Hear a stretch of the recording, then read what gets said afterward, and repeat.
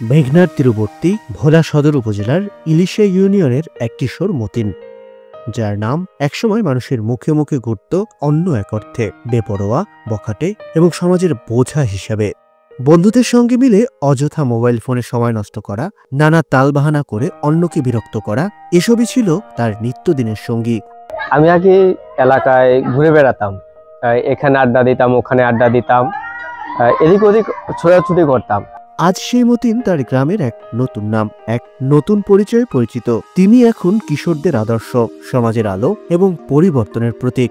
তার এই যাত্রা কেবল একজন ব্যক্তির জীবনের গল্প নয়, এটি একটি দৃষ্টান্ত যেখানে অন্ধকার থেকে আলোয় ফিরে আসার পথ চলা রচিত হয়েছে। মতিউর রহমান মতিনের জীবনের এই রূপান্তরের পেছনে রয়েছে গ্রামীণ জন উন্নয়ন সংস্থা GJUS এর বাস্তবায়িত পল্লী কর্মসহায়ক ফাউন্ডেশন PKSF এর PPEPP-EU প্রকল্পের গুরুত্বপূর্ণ ভূমিকা।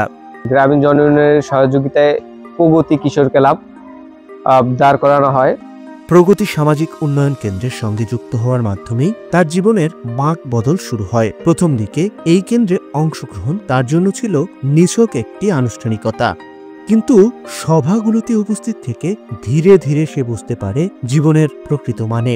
আলোচনা, পরামর্শ এবং দিক নির্দেশনা তাকে নতুন করে ভাবতে শেখায়। এভাবেই এক সময় নিজের ভেতরে পরিবর্তনের যাত্রা শুরু হয়। আজ মতিন শুধু নিজেকে বদলায়নি, বদলে দিয়েছে চারপাশও। তিনি এখন প্রগতি সামাজিক উন্নয়ন কেন্দ্রের সভাপতির দায়িত্ব পালন করছেন। আসসালামু আলাইকুম, তানজিল বাসায় আছো? জি ভাইয়া। আজকে দুপুর 3টায় মিটিং আছে আমাদের কিশোর ক্লাবের।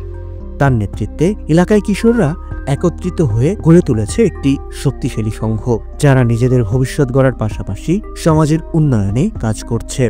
ক্লাবের মিটিংয়ে মতিনরা শিখেছে বাড়ির আঙিনায় সবজি চাষের কৌশল, এবং সেই কৌশল ক্লাবের অন্য সদস্যরাও শিখছেন। এটা আমার পারিবারিক পুষ্টি বাগান। এখানে আমি আমার চাহিদা পূরণ করার জন্য সবজি করি, এবং আমার সাথে আমার কিশোর ক্লাবের যত সদস্য আছে তাদের সবাইকে উদ্বুদ্ধ করি যাতে কীটনাশক মুক্ত সবজি করার জন্য বাড়ির আঙিনায় সবজি চাষ করে নিজের চাহিদা পূরণ করার জন্য। আজ তাদের বাড়ির আঙিনার সবজি শুধু তাদের পরিবারের পুষ্টির চাহিদাই মেটাচ্ছে না, বরং এটি এক আত্মবিশ্বাসের প্রতীক হয়ে উঠেছে। মতিনের বাবার একটি পা অক্ষম। ক্লাবের মিটিং থেকে মতিন জানতে পারেন প্রতিবন্ধীদের জন্য সরকারি সাহায্য পাওয়া যায়। সেই তথ্যের ভিত্তিতে GJUS এর সহযোগিতায় সমাজসেবা অধিদপ্তর থেকে তিনি বাবার জন্য প্রতিবন্ধী কার্ড সংগ্রহ করেন। আজ তিনি শুধু একজন সন্তানের দায়িত্ব পালন করছেন না, বরং সমাজের প্রতি নিজের দায়িত্বের উদাহরণ স্থাপন করেছেন। মতিনদের ক্লাবে কিশোর ও পুরুষদের নিয়ে আলোর পথে সহযাত্রী আলোচনা সভা অনুষ্ঠিত হয়েছে, যার মাধ্যমে তারা জানতে পারে জেন্ডার সমতা ও নারীর ক্ষমতায়নের বিষয়। এরপর থেকেই তাদের আচরণগত পরিবর্তন ছুঁয়ে গেছে। কিছুদিন আগে আমাদের আলোর পথের সহযাত্রী একটা মিটিং হয়েছিল।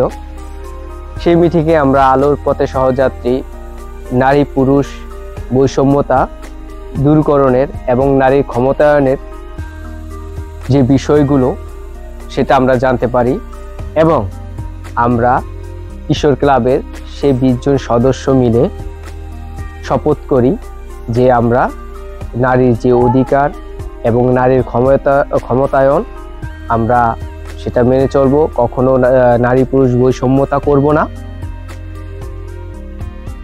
এখন আমরা মূলত আমাদের বাসায় বাবা মাকে সহযোগিতা করি, মায়ের কাজে সহযোগিতা করি। যেমন বিভিন্ন সময়ে আমরা কল থেকে পানি উত্তোলন করি, এবং আগে নিজে জামা কাপড় নিজে পরিষ্কার করতাম না, ধুতাম না, এখন নিজেরটা নিজেই করি। এবং আগে অনেকে মেয়েদেরকে রাস্তাঘাটে দেখলেই প্লিজিং করতাম, এখন আমরা সেটা থেকে বিরত। যে মতিন একসময় নিজের বাবা মাকে অবহেলা করত, সেই মতিন এখন সংসারের প্রতি দায়িত্বে পাশে দাঁড়ায়। মায়ের কাজে সহযোগিতা করা, বাবার কৃষি কাজে সাহায্য করা, এমনকি এলাকার বিভিন্ন উন্নয়নমূলক কর্মকাণ্ডে অংশগ্রহণ করা, এসব তার জীবনের নতুন রূপ। মতিন ও তার ক্লাবের কিশোরদের নিয়ে করা নানা সামাজিক কার্যক্রম আজ এলাকার মানুষের মুখে মুখে। তারা সকলে মিলে সংস্কার করেছেন গ্রামের ভাঙা বেড়িবাঁধ, মসজিদের সড়ক, অজুর ঘাট, সড়কের পাশে বৃক্ষরোপণ। এসব কাজের মধ্য দিয়ে তারা শুধু এলাকার উন্নয়ন করেনি, বরং তাদের কাজ একটি বার্তা পৌঁছে দিয়েছে, যদি ইচ্ছা থাকে তবে অল্প সামর্থ্য দিয়েও অনেক কিছু সম্ভব। এই কিশোর ক্লাবের মাধ্যমে আমরা আমাদের সমাজের বিভিন্ন উন্নয়নমূলক কাজ করে থাকি। যেমন কোথাও রাস্তা ভেঙে থাকলে আমরা রাস্তা মেরামতের কাজে সহযোগিতা করি। কোনো অসহায় দরিদ্র মানুষ যদি না খেয়ে থাকে তার পাশে গিয়ে দাঁড়াই। আমরা সমাজ থেকে কিছু উত্তোলন করে সেই দরিদ্র মানুষকে সহযোগিতা করার চেষ্টা করি এবং বিভিন্ন উন্নয়নমূলক কাজে আমরা অংশগ্রহণ করে থাকি। এবং আমরা কিছুদিন আগে আমাদের এলাকার জামে মসজিদে যে গাটলা নির্মাণ কাজে আমরা সহযোগিতা করি এবং গাটলা করে দিয়ে থাকি। এবং মসজিদ থেকে ওঠার যে রাস্তায় বর্ষার পানিতে মাটি ধুয়ে গেছে সেখানে আমরা বালু দিয়ে ভরাট করে দেই।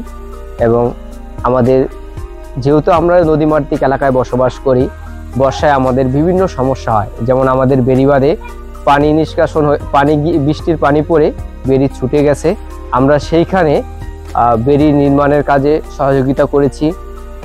প্রগতি সামাজিক উন্নয়ন কেন্দ্রের মাধ্যমে এখন প্রায়ই নানা খেলাধুলার আয়োজন করা হয়, যার মাধ্যমে দূর হয়েছে এলাকার কিশোরদের মোবাইলের আসক্তি। PPEPPEU প্রকল্পের সহযোগিতায় জন উন্নয়ন টেকনিক্যাল ট্রেনিং ইনস্টিটিউটের অধীনে Matin electric house wiring course সম্পন্ন করেন। এরপর তিনি বাজারে একটি দোকান দেন, যেখানে ইলেকট্রিক সরঞ্জাম বিক্রি ও মোবাইল সার্ভিসিং করেন। পাশাপাশি বাড়ি বাড়ি গিয়ে ইলেকট্রিক কাজ করে জীবিকা নির্বাহ করছেন। এই কাজের মাধ্যমে তিনি তার পরিবারের অর্থনৈতিক অবস্থার পরিবর্তন আনতে পেরেছেন। যে সংসারে একসময় অভাব ছিল নিত্যসঙ্গী, সেখানে আজ এসেছে স্বাচ্ছন্দ্য। সেখানে 3 মাস ব্যাপী ট্রেনিং ছিল। সেখানে আমার থাকা খাওয়া সকল খরচা গ্রামীণ জন উন্নয়ন বহন করেন। পরিশেষে আমি সেখান থেকে ভালো একটা কাজ নিজের ভিতর আয়ত্ত করতে পারি এবং একটা সার্টিফিকেট সংগ্রহ করতে পারি। সেখান থেকে এসে আমি আমার এলাকায় একটা দোকান দিয়েছি এবং বিভিন্ন বাসায় গিয়ে আমি হাউস ওয়ারিংয়ের কাজ করি।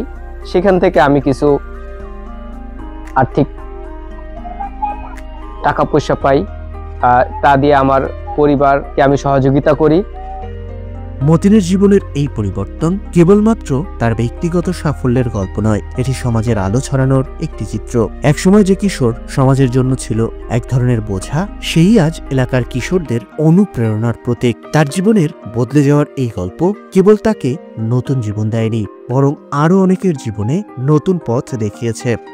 এখন আমার ছেলে কি করে মতিনের লগে চলাফেরা করে, অনেক সহযোগিতা, আমার কাজে অনেক সহযোগিতা করে এবং মতিনের লগে থাকতে অনেক পরিবর্তন হয়েছে।